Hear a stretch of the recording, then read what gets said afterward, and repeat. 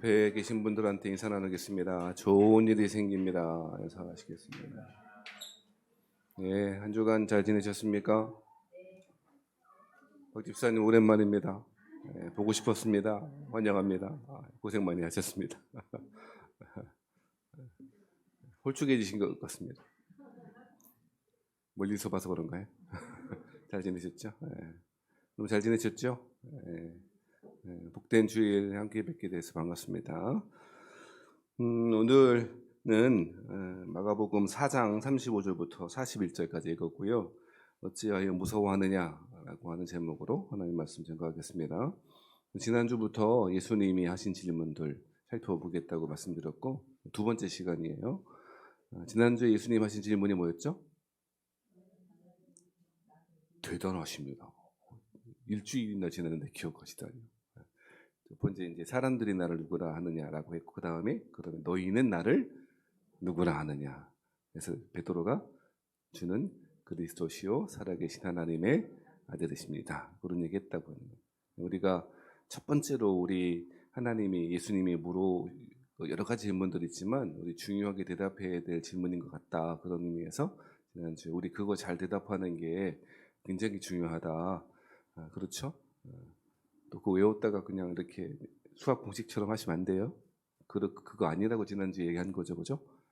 그리고 오늘은 예수님이 하신 질문인지 아니면 외침인지 호소인지 경고이신지 탄원이신지 사실은 그 말을 확정하기에 좀 어렵습니다만 40절에 이렇게 얘기했죠. 제자들에게 이르시되 어찌하여 이렇게 무서워하느냐. 그다음에 질문 너희가 어찌 믿음이 없느냐. 질문일까요? 느낌표일까요? 느낌표예요? 물음표예요? 느낌표는 아닌 것 같아요. 아니, 물음표는 아닌 것 같아요. 그죠? 느낌표에 가깝다고 봐야 되겠죠? 어찌됐든 질문 형식으로 되어 있으니 이 본문 가지고 두 번째 시간 말씀 나누도록 하겠습니다. 예수님이 갈릴리 바다에서 얽힌 사건들 그리고 그 주변에서 여러 가지 설교들이 굉장히 많아요. 그럴 수밖에 없는 게 예루살렘에는 거의 6월절이나 요때에만 거의 올라가시고 명절에만 올라가시고 대부분 갈릴리에 계셨기 때문이에요. 제자들도 갈릴리 출신이 많았고 대부분 갈릴리에서 지내셨기 때문에 갈릴리에서 사건 사고가 많죠. 그러니까 사실 성지순례 가면 예루살렘 가는 것도 가봐야 되겠지만 거기 성리요 교회도 있고 골고다 언덕도 있고 그러니까 다윗성도 있고 그러니까 가봐야 되겠지만 갈릴리가 훨씬 더 예수님 관련해서 사역지라든지 성지가 되게 많아요. 그리고 갈릴리 바다가 훨씬 예뻐요. 야, 이 건조한 사막 기후에 이런 데가 있나 싶을 정도로 갈릴리 바다 호수로 이렇게 호숫가가 있으니 언덕으로 쭉 올라가는 식으로 되어 있는데 되게 예쁘고요. 바람도 선선하고요. 되게 좋습니다. 그리고 한번 가보신 분들은 처음 가보신 분들은 되게 놀라실 거예요. 이렇게 큰 호수였어? 그래서 사람들은 볼 때 바다라고 불릴 정도로 굉장히 11km, 22km 정도 된다는데 굉장히 커요. 실제로 거기 유람선 다니고요. 이스라엘 사람들은 거기에서 해마다 수영대회도 한대요. 수영대회 할 데가 없잖아요. 호수가 별로 없잖아요. 여러분 아시듯이. 요단강도 가면 실망합니다. 요단강 굉장히 의리로운 강처럼 여기 실망하고. 그러니까 갈릴리 바다가 유일한 거의 수원지이고 아름답기도 하고 꽃도 많이 피고 예수님과 관련된 사역지도 많고. 아무튼 갈릴리 바다에서 사역을 많이 하셨고요. 여러분 잘 아시는 가버나움이라고 하는 거, 예수님의 동네였던 가버나움. 그것은 갈릴리 바다 북쪽인데요. 갈릴리 바다 북쪽을 중심으로 주로 많이 사역하셨고 남쪽은 그렇게 사역하신 것이 그렇게 많지는 않은 상대적으로. 아무튼 갈릴리 바다 북쪽에서 많이 사역하셨고 거기에서 조금만 가면 여러분 잘 아시는 이방의 땅이잖아요. 두로, 시돈도 있고요. 또 갈릴리 바다 북쪽에서 북동쪽으로 가면 거라사라고 하는 지방이 있거든요. 거라사는 이방인의 땅이에요, 유대인의 땅이에요? 그걸 모르겠다. 난 사람인 줄 알았는데 그러면 땅 이름이에요. 땅 이름. 거라사 지방 그랬으니까 거기는 이방인의 땅이에요. 갈릴리 바다 그 지역 주변이 거의 이스라엘의 지역적 거의 지리적 국경하고 가까워요. 지금처럼 우리 뭐 철조망이 있는 곳도 아니니까 어디 지역은 누가 많이 사냐 이걸 가지고 사실 경계를 나누는데 갈릴리 지방이 이제 예수님 유대인들이 거의 마지노선처럼 있는 지역이고 조금만 올라가면 앞서 말씀드렸듯이 이방인들이 많이 모여 사는 지역으로 되어 있었죠. 그래서 이방인의 경계, 유대인 지역의 경계로 되어 있고 그래서 예수님 왜 하필이면 갈릴리에서 많이 지내셨을까? 여러 가지 이유가 있겠습니다만 사실 예루살렘에서 정치, 종교, 권력자들이 모여 있는 곳에서 그곳에 사역하셨더라면 예수님의 구원 계획에 여러 가지 어려움이 있었을 것이다 생각도 들고 제 개인적으로는 더 중요한 건 예수님은 잃어버린 어린 양, 잃어버린 자신의 양들에게 복음을 전파하기 위해서 오셨다고 말씀하셨지만 그것은 하나님의 구원 계획을 말한 거지 사실은 그 이스라엘 경계를 많이 넘어가셨더랬어요. 그죠? 네, 그랬어요. 자꾸 물어보면 안 되겠더라고요. 상처받아 서로. 네, 다 넘어가셨어요. 갈릴리 북쪽으로 가셨어요. 수로보니게 여인 아시죠? 수로보니게가 시리아 페니키아 지방의 여자라는 뜻이거든요. 아 그래요? 이름 아니었어? 아니에요. 수로보니게 시리아 페니키아의 한 여인. 그 얘기도 바로 시리아 지방으로 가셨다는 얘기고 그리고 오늘 이야기하고자 하는 이제 먼저 35절을 보시면 그날 저물 때에 제자들에게 이르시되 우리가 저편으로 건너가자. 얘가 시도 때도 없이 시자만 나오면 막 대답하고 이게 어떻게 꺼야 되는지 잘 모르겠네요. 죄송합니다. 그날 저물 때에 제자들에게 이르시되 우리가 저편으로 건너가자 그랬잖아요. 지금 예수님이 갈릴리 북쪽에 계시다가 저편으로 건너가자라고 하는 것은 어딜까요? 눈치가 좀 있어야 돼요. 5장 1절에 보니까 예수께서 바다 건너편 어디 지방에 이르러. 네. 어디 지방이요? 거라사 이내 지방에. 그러니까 4장 35절에 나와 있는 우리가 저편으로 건너가자라고 하는 것은 어디 가자고 하신 거예요? 그거 이제 아시겠죠? 지금도 모르겠다고 곤란합니다. 그러니까 예수님이 북쪽에 계시다가 거라사 북동쪽에 있다 그랬잖아요. 거라사 지방 이제 가시는. 근데 무슨 일이 벌어졌냐? 여러분 잘 아시는 대로 저물 때에 제자들에게 이르시되 우리가 저편을 건너가자 하시니 심상치 않죠. 뭐 때문에? 저물 때에. 저물면 배운행해요? 아니면 어지간하면 안 해요? 어지간한 일 아니면 안 하죠. 모터보트가 있는 것도 아니고 배에 전선이 있는 것도 아니고 그냥 사람의 동력이나 풍력만 가지고 운행하는데 더군다나 갈릴리 바다가 굉장히 크다니까요. 생각보다 우리 안서동이 저수지 천호지가 아니에요. 뱃놀이 가는 거 아니라고요. 위험하고요. 그리고 지리적 영향 때문에 그 언덕이 있고 이렇게 쫙 한참 내려가거든요. 갈릴리 바다가 그 바다가 아래쪽에 있어요. 호수물이 그래서 그 대류 현상 때문에 그 뜨거운 바람과 찬바람이 이렇게 부딪히면서 바람이 바다 쪽으로 확 불어요. 맨날 그렇진 않는데 그게 이제 그런 현상들이 대부분 있거든요. 그게 거의 이제 풍랑 지금 만나는 큰 광풍이라고 되어 있는 거고 37절의 큰 광풍은 그냥 광풍이라고 하는 말이 어감이 좀 약할 정도로 여기 쓰인 헬라 말은 사탄의 세력을 뜻하는 말이거든요. 그 정도로 굉장히 무서웠던 것이에요. 아무튼 예수님이 하필이면 저물 때에 가셨다는 것이죠. 그러니까 예수님의 제자들 중에 상당 수의 사람들은 어부 출신이잖아요. 그건 아시죠? 그러니까 어부 출신인데 그 어부 출신이 제자들도 있었음에도 불구하고 제자들의 경험을 무시하고 그냥 가자 하셨던 거예요. 물론 이유는 있었을 거예요. 수많은 사람들이 예수님을 쫓아오고 그러니까 예수님이 그들을 떠나실 필요가 있었을 것이고 실제로 그래하셨죠. 그래서 36절에 보면 그들이 무리를 떠나 예수를 배에 계신 그대로 모시고 감에 다른 배들도 함께 했다라고 하는 것이죠. 그런 일들이 벌어진 것이죠. 자, 그런데 37절에 어떤 일이 벌어졌냐면 그때에 하필이면 타이밍도 정확하게 그러니까 광풍은 사탄의 세력을 뜻하는 단어가 쓰였다 그랬잖아요. 그 정도로 무서운 광풍이 불어온 거죠. 더군다나 큰 배도 아니고 갈릴리 바다 유람선이 꽤 큽니다. 한 60명, 70명은 충분히 들어가고요. 그 위에서 막 찬양하고 외국 사람들은 막 찬양하고 뛰고 막 그러거든요. 한국 사람들은 조용히 앉아서 예배만 드려요. 안타까워요. 거기서 찬양하고 갈릴리 바다에서 얼마나 할 텐데 그냥 예배도 경건하게. 우리 언제 가죠?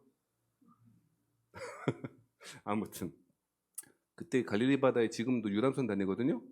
근데 그 유람선이 그 한 번씩 그렇게 풍랑이 휩싸일 때가 있대요. 그러면 그 동력선이거든요. 그럼에 불구하고 휘청휘청 위험하고 이래요. 그러니까 예수님 시대의 배가 발견됐거든요. 갈릴리 바다가 수위가 가뭄 때문에 수위가 확 낮아지는 바람에 그 예수님 시대 당시 2000년 전쯤에 사용했을 거라고 추정되어지는 배가 발견됐어요. 그래서 그 갈릴리 바다 그 근처에 있는 키부츠 농장에다 그거를 복원해 놨거든요. 그 제가 보고 왔는데 엄청나게 클까요? 좀만할까요? 예수님과 예수님의 제자들이 어떻게 탔을까 싶어. 그리고 더 신기한 건 거기서 예수님이 어떻게 둘러넣어서 주무셨을까? 되게 그렇더라고요. 조그만 배인데. 아무튼 그런 배를 타고 갔으니 사람의 균형 되게 필요하잖아요. 우리 뭐 안 타봤지만 우리 뭐 조그만 배 1인승 배나 2인승 배 타면 조금만 내가 일어서거나 움직이면 막 비틀비틀하고 위험하잖아요. 그렇죠? 그러니까 그 조그만 배에 예수님과 예수님의 제자들이 타고 갔어요. 저녁 때 깜깜했을 거예요. 아주 칠흑 같은 마음이었을 것이고요. 그때 갔다는 거죠. 예수님이 가지 말자고 했으면 좋았을 것이고, 혹은 아마도 오늘 성경에 기록되지 않았지만 예수님의 제자들이 예수님 잘 모르셔서 그런데 제가 전직 어부 아닙니까? 지금 가면 위험하걸랑요. 지금 힘드시더라도 여기서 주무시고 내일 아침에 걸어서 가시려면 내일 아침에 가시는 게 어떨까요? 라고 했었을 법해요. 지 상상이라고요. 목사님 어떻게 말씀 전하다 상상을 하십니까? 그러면 안 돼요. 성경의 이야기가 전부예요. 그 외에 수많은 이야기가 있었대요. 질문을 이해 못했구나. 성경에 쓰여진 게 전부래요? 아니면 예수님과 관련된 전부래요? 아니면 그 성경 말고도 수많은 이야기가 많아서 도저히 기록 못할 정도의 일이 많았대요. 아니 뭐 주관식을 내니까 1번이에요? 2번이요?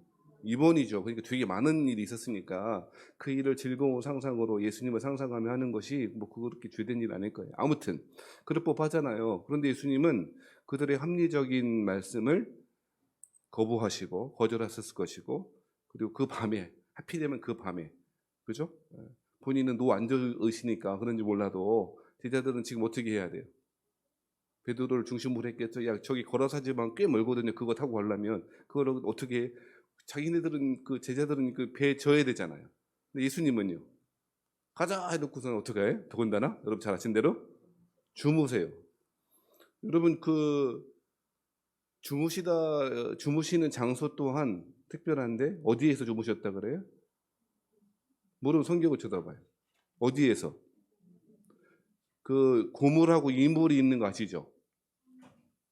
있어요. 그 사도행전에 사도 바울이 그 배에 그 배가 부딪혔다. 그래서 난파하잖아요. 그때 이물이 부딪혔다 그래요.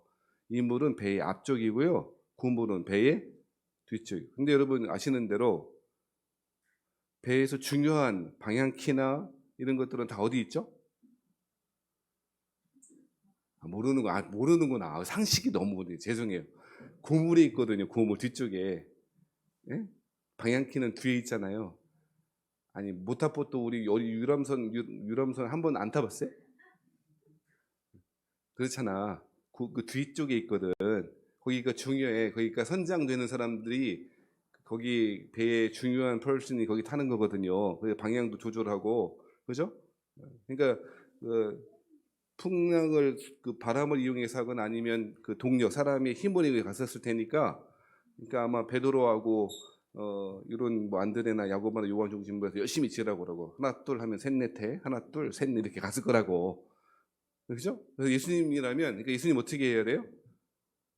야 좀 힘을 내봐 한다든지 아니면 내가 선창할 테니까 니네 셋넷해 라고 한다든지 뭐 이렇게 선장 역할을 하셔야 하죠. 실제로 예수님은 제자들을 부르신 이후에 제자들을 주도적으로 이끌어 가시고 훈련하시고 양육하시고 제자 훈련에 최선봉에 서 계셨어요. 그죠?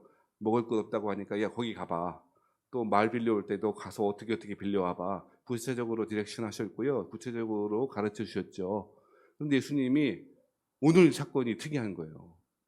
제자들은 가자 하시니까 자신들의 판단과 자신들의 이성과 합리성에 비추어 봤을 때 맞지 않지만 가자고 하시니 이제까지 그랬던 것처럼 예수님 뭔가 방법이 있겠지, 뭔가 특별한 계획이 있겠지라고 생각했을 법하고 제자들 순종하여 갔다는 것이죠. 문제는요, 요때 발생한다고요. 여러분, 성경에서 풍랑은 대부분 인생에 비유하고 신앙의 길, 신앙의 여정에 비유하잖아요. 그러니까 우리도 이 본문을 읽을 때 우리 다 아시니까 이 본문을 읽을 때 우리 신앙 여정과 비교하고 비유해서 해석하는 것이 중요해요. 네? 근데 여러분 보세요. 이 본문은 그냥 쉽게 읽혀지는 본문은 아니에요. 그래서 여러분 이 말씀의 결론만 가지고 어떤 결론입니까? 예수님이 그 바람을 꾸짖었고 잠잠하라 고요하라 하니까 어떻게 됐대요? 바람이 그치고 아주 잔잔해졌대. 근데 아주 잔잔해졌다는 것은 마치 그 뱃사람들 그런 표현하던데 장판 까는 것 같다고. 뱃사람들 그런 얘기. 오늘 바다가 장판 깐 것 같아. 그런 얘기 표현하더라고요. 근데 여러분요, 태풍이 있고 나서 태풍이 그쳤다고 해도 태풍이 그친 다음에 바로 장판이 돼요. 그래도 어지간히 흔들려요. 어지간히 흔들리죠. 그러니까 여기 본문에 보니까 어떻게 됐대요? 고요하라 잠잠하라 하니까 아주 잔잔해졌다라 그러잖아요. 되게 이상한 일이 벌어진 거죠. 그래서 사람들이 뒷부분에 이거 보라고 예수님이 바로 하나님의 힘을 보여주는 풍랑을 잠잠케 하시는 분이라고, 예? 그렇게 이렇게 설교 끝 이렇게 하거든요. 근데요, 제가 볼 때 오늘 본문의 이야기는 그게 핵심은 아닌 것 같다. 이 메시지를 전달하기 위한 것이라면 예수님이 다른 방법을 사용하시거나 다른 때에 말씀하셨을 기회들은 훨씬 더 많았을 거예요. 무슨 얘기냐면 예수님은 오늘 본문의 이야기를 통해서 야, 나 잘 쫓아다니면 아무 문제 없을 거야? 그 미친 광풍도 그냥 장판되는 거야. 알았지? 너네 나 잘 믿어야 돼? 라고 하는 게 결론은 아닌 것 같다는 거예요. 왜 아니냐면요. 생각해 보시면 예수님을 잘 쫓아다니면 아무 일 없는 것이 아니고 오히려 예수님을 잘 믿으니까 막 일이 생기던데요. 안 그래요? 여러분 다 평안하셨구나 여기까지. 예수 잘 믿었으면 무릎이 안 아파야 될 거 아니요. 여러분 오늘 본문의 이야기를 예수 잘 믿어갖고 아무 일 없는 삶을 살아보자라고 하는 식으로 결론 내리기에는 우리의 신앙 여정이 그렇지 않아 왔고 실제로도 그렇지 않다는 거잖아요. 저는 가만 생각해 보면 제 목회에 여러 가지 전환기가 있었고 앞으로도 있겠습니다만 큰 전환의 방향, 제 생각의 목회의 생각의 방향이 바뀌었던 것은 합천에 내려갔을 때였어요. 철쭉 보러 내려간 거 아니고요. 합천이 철쭉이 되게 예쁜 산이 있더만요. 황매산이라고. 저희 어머니 갔다 오셨대요. 아무튼 그거 보러 간 거 아니고 여러분 잘 아시는 그 함영규 목사님이라고 그 나환자 그 집성촌이 있는데 거기 교회 세운 분 있다고 말씀드렸잖아요. 언제 제가 소개도 했는데 거기 갔다 온 것이 제 목회 인생이 큰 전환이 됐거든요.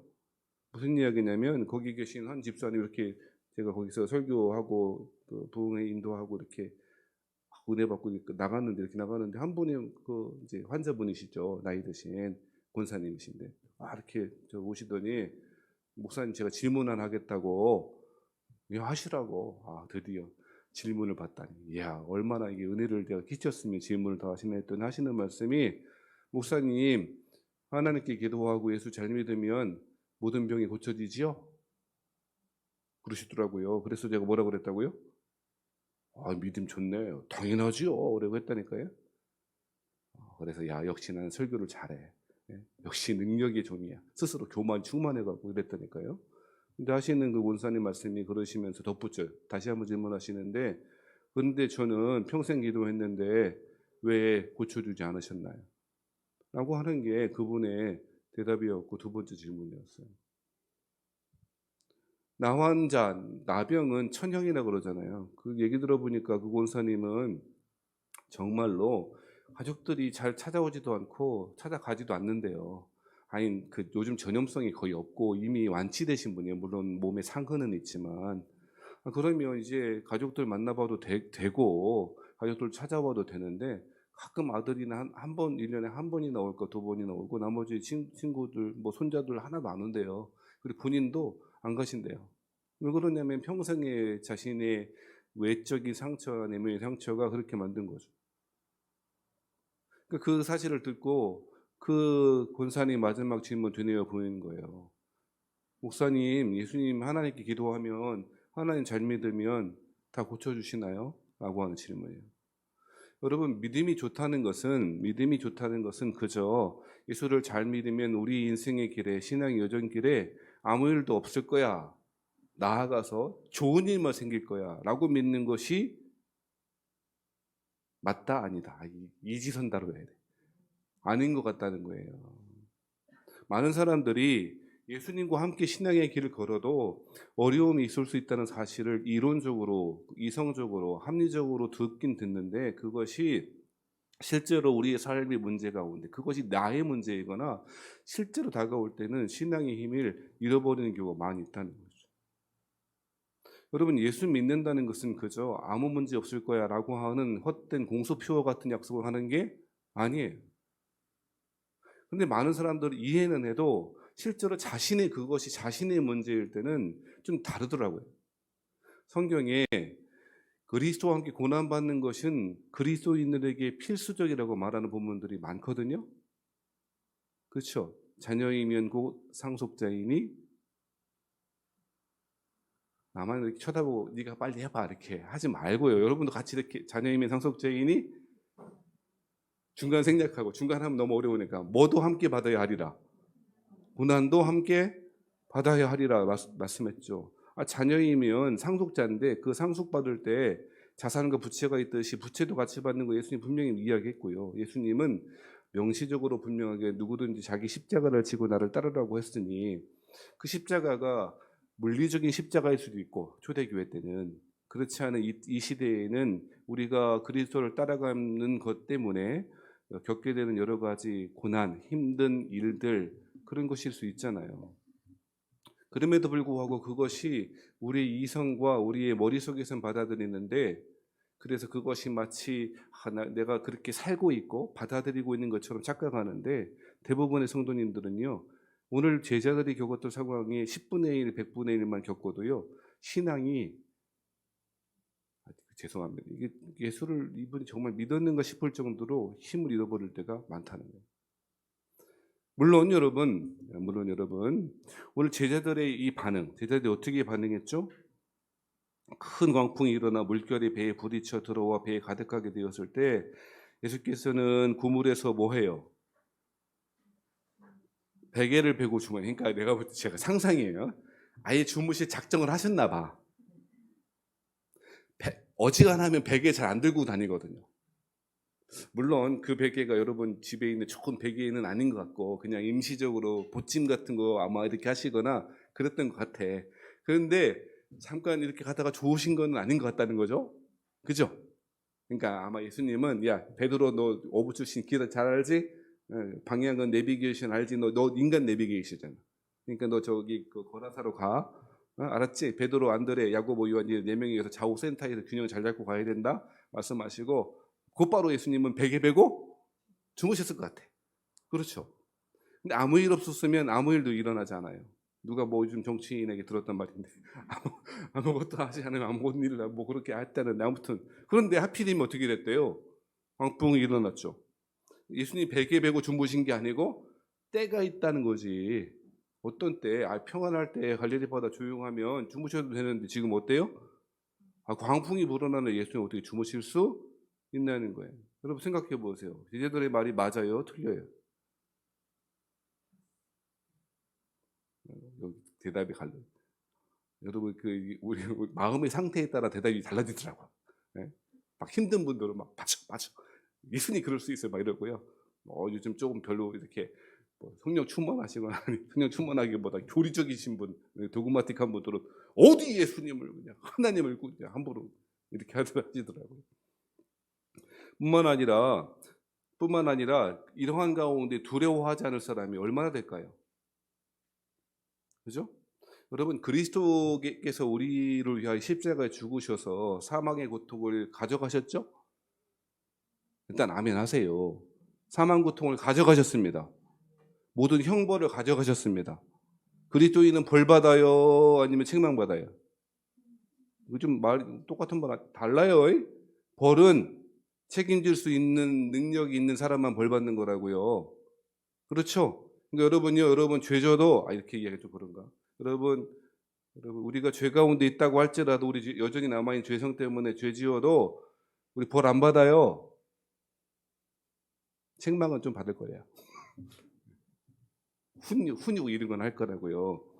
자, 각설하고 제자들은 선생님 고물 선장될 위치에 있는 선장이 있어야 돼. 방향키를 잡고 있어야 될 위치에서 베개 보고 주무시는 게 말이 됩니까? 더군다나 지금 풍랑이 일어나면 좀 일어나셔야 되는 거 아니야? 처음부터 깨웠던 건 아닌 것 같아, 그죠? 죽게 된 상황 가운데 그 깨웠던 것 같아.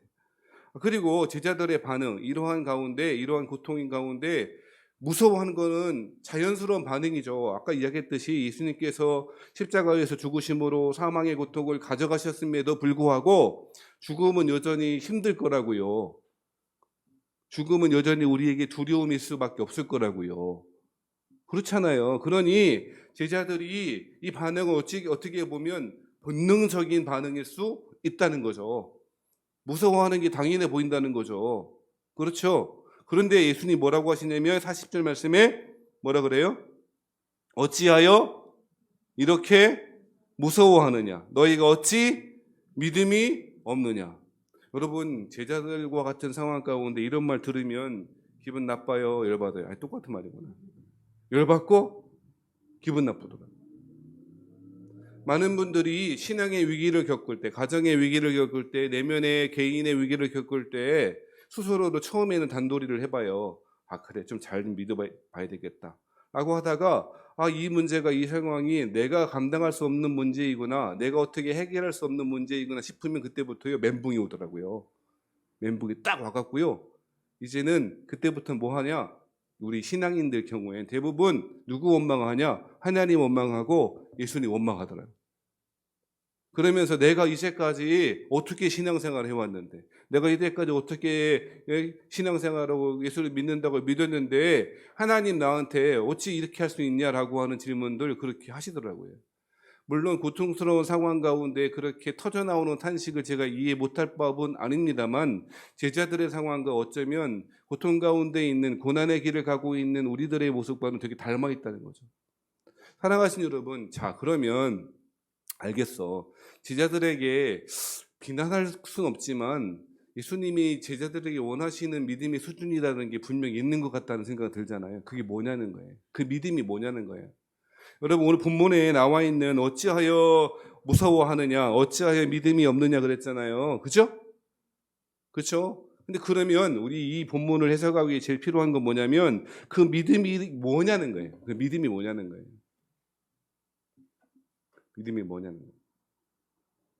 사랑하신 여러분, 사람들이 그 믿음에 대해서 되게 착각해요. 믿음이 뭐냐 물어보면 신념이나 확신, 강철 같은 신념 이런 것도 말하는데 그거 맞긴 한데 부족하다 그랬죠.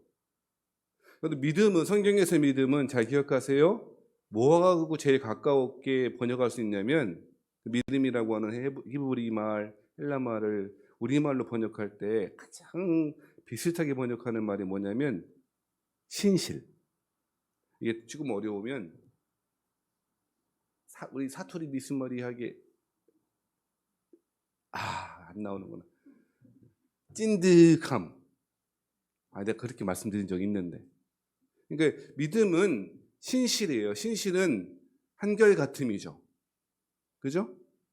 그리고 그래서 믿음을 충성으로 번역하는 사람도 많고 다 일맥상통하는 이 충성, 찐득한 사랑, 그리고 한결같음, 이게 다 비슷한 단어 뜻을 그 번역하는 다른 말이거든요. 뭐가 쉽든지 간에 여러분 보세요. 찐득한, 그리고 신실함, 충성스러움. 여러분 뭐가 마음에 드는지, 마음에 드는 걸 하나 머리에 집어넣고 가세요. 믿음 그런 거예요. 이해되세요? 그럼 보세요. 그러면 믿음은 찐득함이라고 하는 거. 그러면 그 믿음이 우리 신앙생활에 어떻게 작용해야 오르냐면 하나님과의 관계에서 하나님 관계가 요동하지 아니하고 요동하지 아니하고 일관되게 신실하게 찐득한 관계를 유지시켜주는 게 믿음이겠네요. 어려운 건 아닌데. 믿음은 보세요. 결론입니다. 믿음은 우리가 구원 얻을 때 필요한 천국 열쇠 같은 게 아니라고요. 물론 그것도 필요하죠. 우리가 믿음으로 말미암아 의롭다함을 얻었나니. 아멘. 아멘 하세요. 아멘이죠? 그러니까 믿음이라고 하는 것이 우리의 구원에 마치 천국 열쇠처럼 작용하는 것도 사실이긴 합니다만 믿음이 그런 식으로만 작동하면 안 된다는 거예요. 오늘 본문에서 예수님이 어떻게 보면 두려워하기도 하고 무서워하는 것이 당연해 보이고 베드로가 내가 가지 말자고 했잖아요. 예수님 밤에 운행하는 거 아니라고요. 풍랑주의보 떨어지면 절대 안 가는 거라고요. 예수님 목수 출신이죠. 저는 어부 출신이걸랑요. 지금 어부말 베테랑 어부말 들어야지 그 합리적이지 못하다니까요. 이런 문제가 신앙에 벌어질 때 우리는 이제까지 가지고 있었던 신앙의 위기를 겪을 때 우리는 이제까지 가지고 있던 믿음이 구원 얻을 때만 필요한 것으로 여겨서 그 믿음을 그런 위기 상황 가운데 적용하려고도 안 하고 그렇게 따라가려고도 안 해요. 믿음은요 신실함이고 충성스러움이에요. 그럼 뭘 위해서 필요하다고요? 하나님과의 관계에서 요동하지 아니하며 끊임없이 우리를 사랑하시는 하나님과 그 하나님과의 교제가 일관되게 나아가도록 필요한 것이 믿음이라는 거예요. 그러니까 오늘 본문에 어찌 믿음이 없느냐라고 하는 말씀을 들을 때 있잖아요. 나는 믿음이 없어갖고 이런 일이 벌어지는구나. 그렇게 해석하지 말라고요. 처음부터 말했잖아요. 오늘 본문의 이야기는 제자들이 그런 말이지. 풍랑이 일어나도 두려워하지 않고 강철 같은 믿음을 가지고 풍랑을 이길 줄 믿습니다. 라고 하라는 말이 아니라니까. 복잡하지 않은데 쉬운 얘기를 어떻게 더 쉽게 할까 제가 지금 고민하는데 이해되시죠? 믿음이라고 하는 것이 마치 그 진리를 불러내는 그런 동작이 아니라고요. 어쩌면 우리는 주님 앞에 갈 때까지 자기 십자가를 끊임없이 지고 갈 거예요. 얼마 전에 몇 년 전에 어떤 목사는 십자가 지고 간다고 퍼포먼스 하면서 십자가에다 바퀴 달았더라고. 어떻게 십자가를 쉽게 접을까 편하게. 깜짝 놀랐어요. 그런 인간이 다 있나. 아예 하지를 말지. 세상에. 되게 웃기죠? 지금 돌아가셔서 그분 인천에 어떤 목사님 최 누구라고. 하여간 그런 잔머리. 근데 있잖아요. 우리도 그런 잔머리 쓸 때 많거든. 십자가 지나니까 지기는 져야 되겠는데 바퀴를 달아볼까? 좀 쉽게 매는 방법은 없나? 이런다니까요. 십자가가 바퀴 달린 신발도 아니고 말이요. 우리는 여러분 십자가 지고 가는 것은 피할 길 없어요. 죄송합니다만. 왜 그런 줄 아세요? 그 길만이 생명의 길이기 때문이에요. 그 길만이 하나님의 사랑 앞에 나아가는 유일한 길이기 때문이에요. 여러분 우리 이렇게 생각할 거예요. 풍랑을 고요하라 잠잠하라 그런 얘기 하지 말고 아예 풍랑을 잠잠하게 할 생각도 말고 풍랑 자체를 안 주면 어떨까?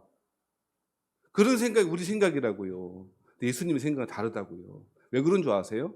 그러면 아무도 믿음, 신실함과 충성스러움으로 하나님께 나아가지 않더라고요.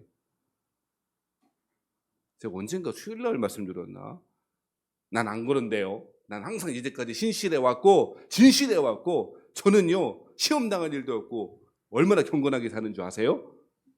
말로는 못하고 속으로. 근데 여러분 제가 그때 뭐라고 했냐 그런 유의 질문에 대답하기를 아담을 보시라고. 아담은요 완벽한 장소에서 살았어요. 에덴이라고 하는. 일단 여러분 의식주 걱정이 있어 없어? 나가면 먹을 거래. 더군다나 장가도 갔네. 바람필 염려 있어 없어? 없다니까. 하나밖에 없어요. 그렇죠? 더군다나 하나님과 직접 다이렉트로 그냥 콜렉트콜로 전화해. 그냥 아담아 그냥. 그게 완벽한 장소였죠. 그렇잖아요. 그런데 그렇게 완벽한 하나님이 아담을 지으시고 심히 좋았다 선언하셨고 아담에게 자신이 지은 피조 세계를 위임하실 정도로 완벽한 인간이었어요. 너무너무 좋은 환경이었고요. 심지어 하나님의 말씀을 직접 들었다고요. 그런데 그 아담이 어떡합니까? 그 아담이 완벽한 장소에 완벽한 하나님과 교제했던 아담이 그 뱀 새끼 하나 말 듣고 죽을까? 죽는다 그랬는데 어떻게 해요? 안 죽을 걸? 그래 모르겠다. 잘 생각해봐. 죽는다 그랬냐? 안 죽는다 그랬냐? 야, 너 먹으면 하나님처럼 눈 밝아져. 한마디에 어떻게 됩니까? 자신이 이제왔던 모든 것을 다 잃어버릴 결과를 가져온다는 사실 알았음에도 불구하고 정녕 그 선악과 따먹고 죽는다는 사실을 알았음에도 불구하고 떠나가잖아요. 되게 당황스럽잖아요. 그 어떤 사람도 자신할 수 없어요. 풍랑은 늘 있어 왔기 때문이에요. 그때 믿음은 구원 얻기 위해서 필요하다라고 그렇게 생각하니까 우리 신앙의 힘을 잃어버려요. 믿음은요, 신실함이고 충성스러움이에요. 그것을 가져야 하나님과 함께 요동하지 아니하는 참 교제 가운데 들어갈 수 있다는 거예요. 오늘 본문의 말씀은 야, 믿음을 가져봐. 근데 여러분요, 믿음을 내가 가져야지 한다고 가져져요? 안 되던데. 믿음 가지려고 얼마나 노력했어요. 그렇죠? 근데 그 믿어지냐만 아니라는 거예요. 그런 식으로 믿음이 작동하지 않는다는 거예요.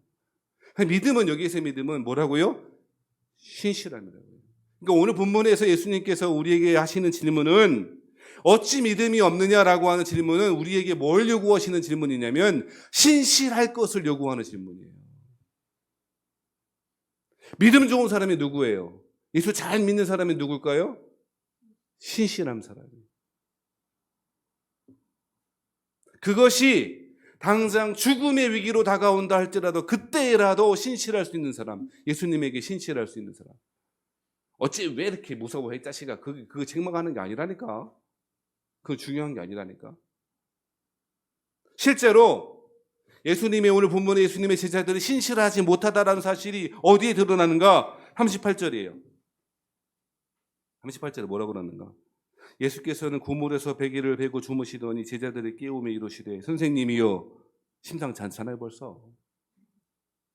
네? 지금 예수님은 뭐라고 불러요? 우리 한국말로 하니까 선생님이요 그랬지 그냥 아무튼 세게 했을 것 같아요. 그죠? 그러면 하는 말씀이 뭐라 그래요? 우리가 죽게 된 것을 돌보지 아니하시네. 여러분 예수님은 베드로를 안드레를 야고보 요한의 최초의 4명을 제자를 선택하시고 난 이후로부터 한 번도 제자들을 돌보지 않았던 때가 없어요. 항상 돌보셨어요. 맞죠? 구체적으로 아까 처음에 말씀드렸죠. 구체적으로 가르치셨고 먹이셨고 입히셨어요. 심지어 먹을 것이 없으니까 아이고 안 되겠다. 야 빵 사오기도 어렵고 파리바게트도 닫았어. 어떻게 해야 되냐? 또 보리떡 그거 갖고 와봐. 오병이어 막 기적도 행하시고. 그렇죠? 먹을 것이 없을 때 안식일에 하필이면 밀밭에 들어가서 따먹으니까 그 시퍼런 칼날을 가지고 율법의 칼날을 가지고 공격했던 바리새인들에게 뭐라고 말씀하세요? 야 내가 안식일의 주인이거든. 우리 주인 앞에서 먹어 얘들아 먹어 하셨잖아요. 예수님은 한 번도 빠짐없이 신실하게 믿음으로 제자들에게 다가오신 거예요. 신실하게 믿음으로 그 제자를 돌보셨어요. 사랑하신 여러분, 하나님은 신실하셔서 지금도 저와 여러분을 돌보시고 계실 줄 믿습니다. 하나님 우리 손 안 놓는데 우리는 내가 원하는 방향으로 하나님 시험 말고 시험 같은 거 나는 잘할 자신이 있으니까 시험하지 말고요. 그냥 풍랑이 일어났을 때 풍랑 잠잠케 하는 거 그거 어려우니까 서로 힘드니까 하지 말고요. 풍랑 자체를 두지 마세요라고 요구하는데 그렇지 않다니까요. 사랑하신 여러분, 하나님은 우리에게 신실하게 다가오시고 우리 또한 신실하게 그게 뭐라고? 믿음을 가지고 나아오기를 원하십니다. 그리하여 풍랑이 있는 세상은 계속 있을 텐데 그때마다 풍랑이 잠잠해져라 그런 식으로 신앙이 작동하지 않게 하시고 풍랑이 일어나거나 안 하거나 두렵겠지만 무섭겠지만 공포스럽겠지만 삶의 무게가 그렇잖아요. 사는 게 그렇잖아. 공포스럽잖아. 안 그래요? 무섭던데. 제가 최근에 어떤 분으로부터 사는 얘기 듣고서 내가 마음이 너무 아파요. 참 어떻게 그렇게 살까? 그리고 그분이 그랬대요. 하나님은 도대체 나한테 어떻게 그렇게 할 수가 있냐고 그러시는데 당장 쫓아가서 얘기를 해주려다가 너무 멀어서 못 갔어요. 사랑하시는 여러분, 사는 게 만만치 않잖아요. 그때마다 원망하고 불평하고 살래요? 그때마다 아이고 그러지 마시고 우리 하나님 신실하시니 우리도 하나님께 신실하면 좋겠다. 그런 마음 가지고 살아가시는 여러분들 계시길 바랍니다. 그래야 하나님과 더불어 동행하며 살아가는 삶 살지 않겠습니까? 풍랑 없애주세요 하지 마세요. 풍랑 말고 다른 변형된 풍랑이 되게 많이 와요. 저 늘 농담상 말씀드리잖아요. 마징가에 제트 가면 짱가 오고요. 짱가 우레메 막 오고 막. 모르시는 거예요? 알면 올드한 사이 올드보이 되는데 하시는 거예요? 그래요. 그러지 말고요. 하나님이 우리에게 요구하신 그 믿음, 그 뭐라고? 신실함을 가지고 하나님께 나아가시고 풍랑 위에서도 우리가 소원하는 거, 궁극적으로 소원하는 거, 풍랑이 있어도 주무실 만한 평안이 여러분을 사로잡으시는 은혜가 있길 바랍니다. 그게 하나님이 주시는 샬롬이거든요. 그러니까 맨날요 풍랑 없애주세요, 풍랑 없애주세요 하지 말고 그 셀 수 없어요. 풍랑이 되게 아까 변형된 형태로 되게 많이 온다니까. 그거 없애려고 작정하지 말고요. 풍랑 그까이 거 와도 고물에서 주물 베개 베고 아예 풍랑 일부 떨어졌는데 베개 갖고 와라. 나 잘 테니까. 그런 하나님이 주시는 하나님만이 주시는 샬롬이 저에게도 여러분에게도 가득히 넘치시기를 주의 이름으로 축원합니다.